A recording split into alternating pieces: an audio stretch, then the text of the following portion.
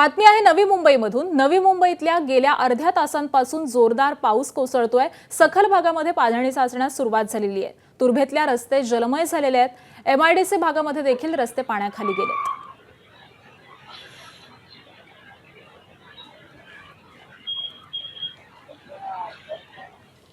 नवी मुंबईमध्ये सकाळी संततधार पाऊस पडत होता, मात्र आता गेल्या अर्धा तासापासून जोरदार पावसाने सुरुवात केलेली आहे। त्यामुळे आता सकल भागामध्ये पाणी साचू लागलेलं आहे। मी सध्या तुर्भा या ठिकाणी आहे। तुम्ही पाहता की या तुर्भ्याच्या रस्त्यावरती पूर्णपणे आहे ते पाणी साचलेलं आहे आणि साधारण 1 ते 2 फुटापर्यंत आहे ते पाणी साचलं असल्यामुळे या साचलेल्या पाण्यात आहे ते वाहनधारकांना आता आपला मार्ग काढावा लागत आहे। नवी मुंबईमध्ये सकाळच्या सत्रामध्ये आहे तो जोरदार पाऊस नव्हता, मात्र गेल्या अर्धा तासापासून आहे ते पावसाने जोरदार या ठिकाणी आपली बॅटिंग चालू केलेली आहे आणि त्यामुळे आपण पाहतो की पाण्याचा आहे ते सकल भागामध्ये मग सानपाडा असेल, तुर्भा असेल, एमआयडीचा भाग असेल, ऐरोली असेल, या सर्वच भागामध्ये आता पाणी साचू लागलेलं आहे।